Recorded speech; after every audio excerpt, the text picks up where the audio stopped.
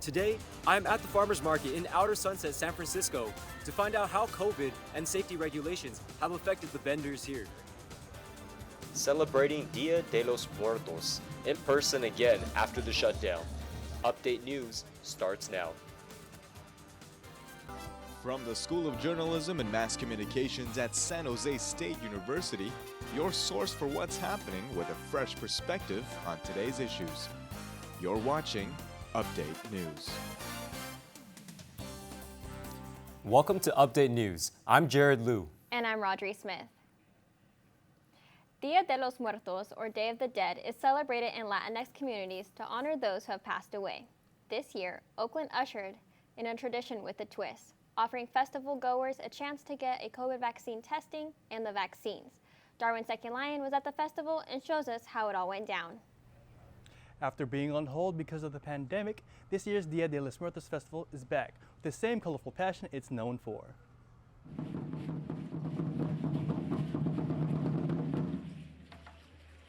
This year's Dia de Muertos festival came back to Oakland's Fruitvale district after a year off from the pandemic.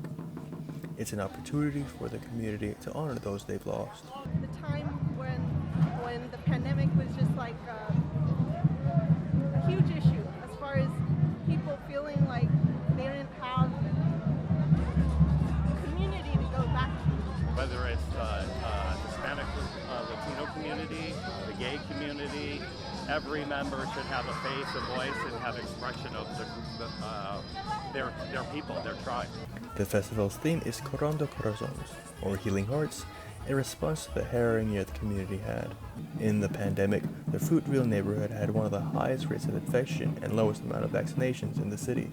So instead of a traditional performance stage, organizers offered vaccines at a pop-up clinic for those who haven't had their shots yet. This year, there were no vendors. Festival goers were encouraged to shop at their neighborhood stores and eat at their neighborhood restaurants. So what we're doing now is try to give to the world back what we've been learning and preserving from us ancestors. When I built this altar, it took me 2 months to create. Every piece is a prayer. Despite all the sadness the pandemic has brought, these families came to celebrate the lives of their loved ones, marking this important day. Even though the festival is over, there are still ways you can help support the recovering community. By patronizing local businesses, you can help ensure celebrations like Dia de los Muertos remain a part of the culture. In San Jose, Darwin Second Lion, Update News. Some 28 million younger children are now eligible to roll up their sleeves and get a COVID-19 vaccine. The Centers for Disease Control and Prevention just gave the green light for emergency use of the Pfizer vaccine for kids ages 5 to 11. Many county health departments are already taking appointments. The shots will also be available at clinics, pharmacies, and your pediatrician's office. Many parents are relieved. Others have concern about safety. The CDC is encouraging parents to talk with their pediatrician to get answers to their questions. With this new recommendations, I know parents have questions. As a parent myself, I understand the need to have as much information as possible to ensure our decisions are in the best interests of our children. I encourage parents with questions to talk to their children's pediatrician, their school nurse, and their local pharmacist or other trusted source to learn more about this vaccine and its benefits and to get answers to your questions. From the very beginning of the pandemic, local farmers markets were considered essential businesses, which allowed them to stay open. Many consumers saw them as a safe option where they could shop at the open air. The result has been an economic boom for farmers markets, even as the economy around them stumbled. While the pandemic may have shuttered dozens of businesses in San Francisco, farmers markets have thrived. In fact, some entrepreneurs at the Outer Sunset Farmers Market told us their small businesses have even grown. It helped that customers didn't want to go inside a brick and mortar store. It actually helped us because nobody wanted to leave their house, especially pregnant women who, there's a deadly virus out there. Who knows what this thing is? Nobody wanted to go. It was a risk to go to the market to go buy diapers, or a risk to leave your house, really. Nobody knew. So for us, for Earth Baby and Re-Diaper, we actually did okay during the pandemic. I would say that the pandemic in the very beginning affected some businesses a little bit more negatively just because farmers markets were shutting down, and if you weren't considered an essential business, you may not be allowed at them. But towards the end of it, it was starting to bring a whole new customer base to the markets because it was one of the only things you could do. It was open air, it was kind of safer. So I think that it also kind of introduced more people to the farmers markets at the end, so that's all around a good thing.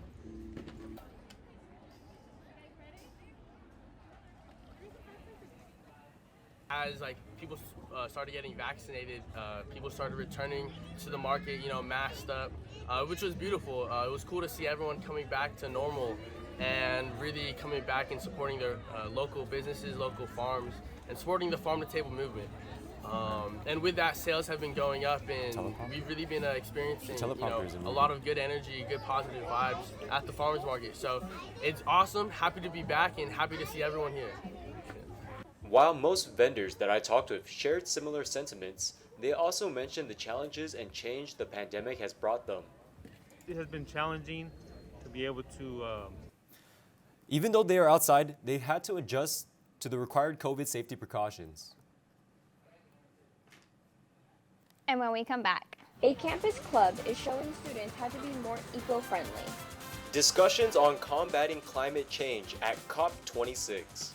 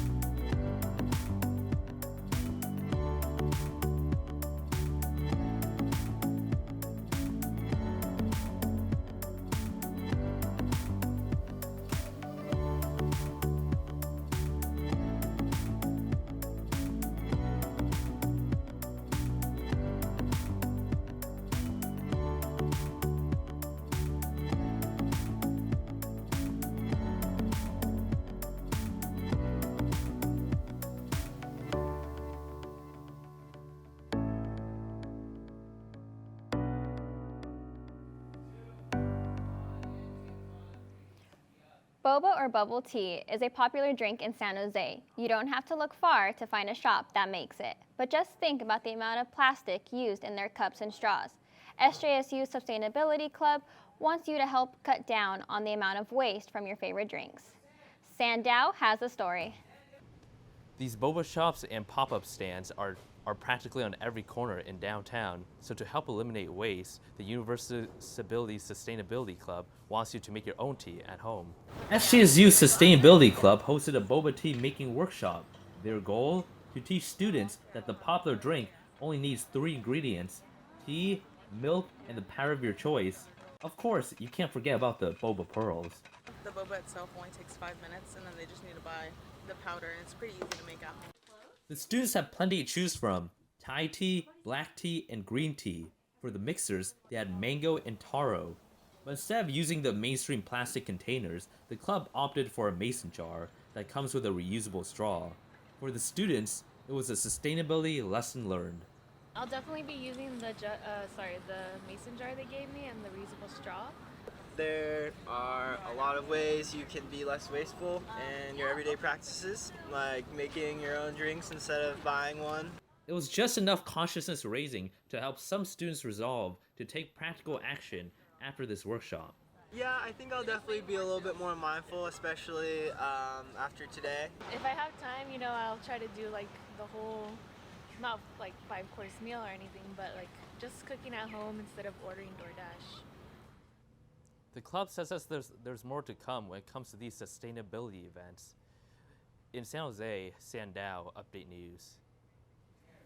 And now we have a new segment geared toward what's happening to the environment we live in. Here is Joshua Gilman with the Climate Focus. Welcome to the Climate Focus segment. I'm Joshua Gilman. At this week's UN Climate Change Conference, also known as COP26, global scientists and world leaders gathered to discuss the need to reduce fossil fuel emissions to try to slow down the rate of climate change due to rising temperatures. The research shows if no changes are made, the map on the right shows how much more warming we could expect based on current warming trends. with the most extreme warming expected for the northern plains near the US-Canadian border.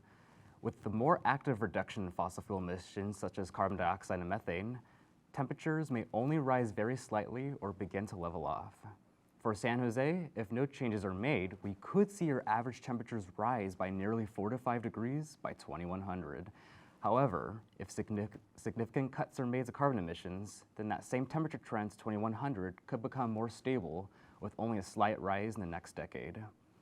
Fossil fuels such as carbon dioxide and methane can trap the heat from the Earth's surface like a blanket, leading to warming temperatures around the planet. Scientists say it's therefore critical to reduce the amount of those gases getting into the atmosphere to slow down the current rate of warming attributed to carbon emissions. And now we have the weekly forecast with Enrique Salvador.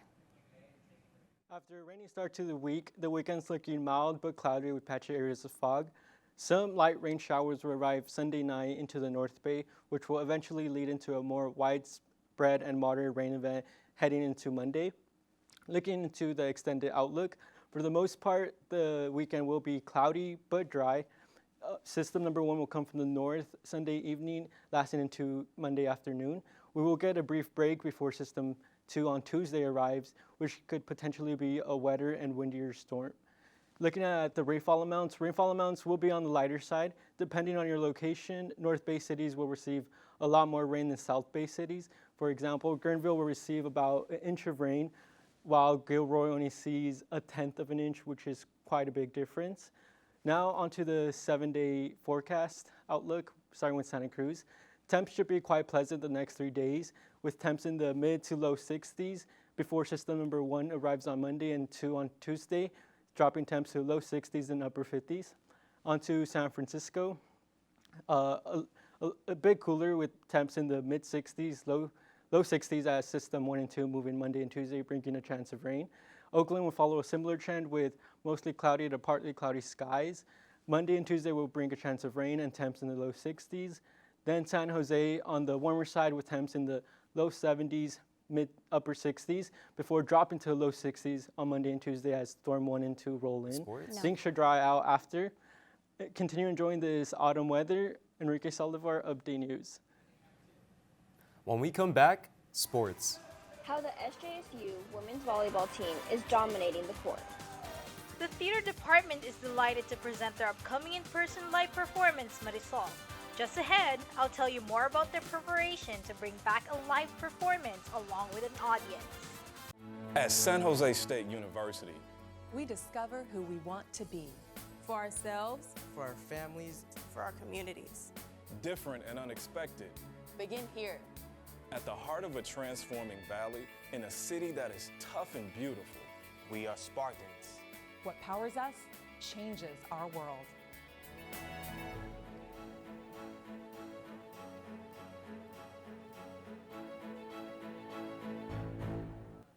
Our sports anchor, Jonathan Schaefer, was with our volleyball team this week. Spartan women's volleyball team won its sixth straight against Fresno in 5 sets. Jonathan has more. The women's volleyball team finished the month of October with a big win against the Bulldogs in 5 sets. This one was a close affair where Fresno dominated in the first set.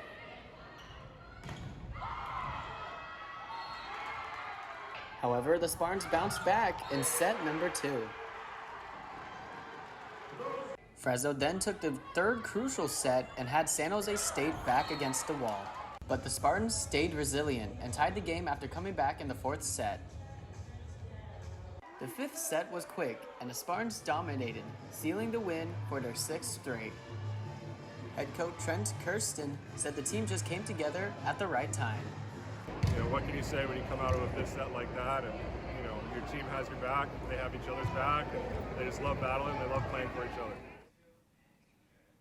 For more than a year, performances at the Hammer Theater have all been live streamed. But now the SJSU Theater Department is proud to present Marisol, the first live performance with a live audience. Denise Billones takes us behind the scenes as they get ready for opening night. SJSU Department of Film and Theater is back with its first live performance since before the pandemic. It's the Obey Award-winning production of Marisol, by the playwright and Oscar nominee Jose Rivera. The San Jose State University's Film and Theater Department will ring in its first post-pandemic live performance, Marisol, on November 12th. The production follows the story of Marisol Perez, a copy editor for a Manhattan publisher striving to maintain her middle-class existence. Throughout the play, she is confronted with the cruel realities of inequality as she narrowly escapes assault on the subway.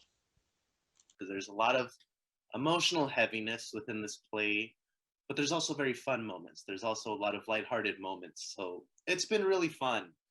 And I'm definitely nervous. We've been rehearsing and things are going great. It's just the expectation of, wow, we're actually going to be performing in front of people. So I haven't really done that in a while, an actual play in front of people. And I think people should see it because everything's going great. A lot of talented people are involved. So yeah. The show itself, it's dark, funny, and very perfect for the times. It's sort of a warning if we don't take care of our planet, if we don't take care of ourselves, what may happen, right? In a funny, sort of dark way. So it's a show that I think will speak to our times, and there's hope in the show too.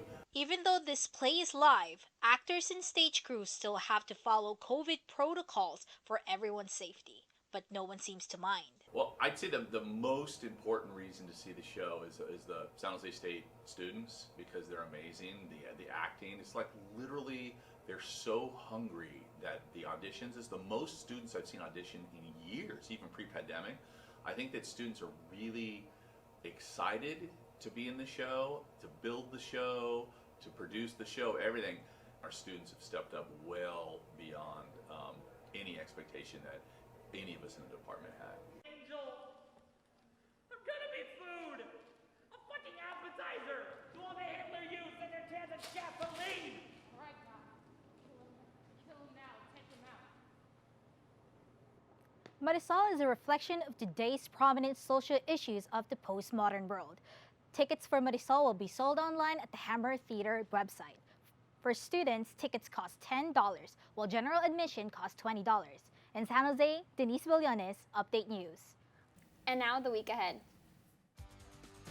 CAPS is hosting a healthy relationship workshop. Come learn about the myths and taboos surrounding relationships and figure out different communication styles to handle conflict. This event is on Monday, November 8th from 3:30 p.m. to 5 p.m. SJSU Day of Action Against Gun Violence. Join changemakers from local and national organizations on the Smith and Carlos lawn on Wednesday, November 10th from 10 a.m. to 1:30 p.m. The SJSU Department of Film and Theater presents Marisol, directed by Kirsten Brandt.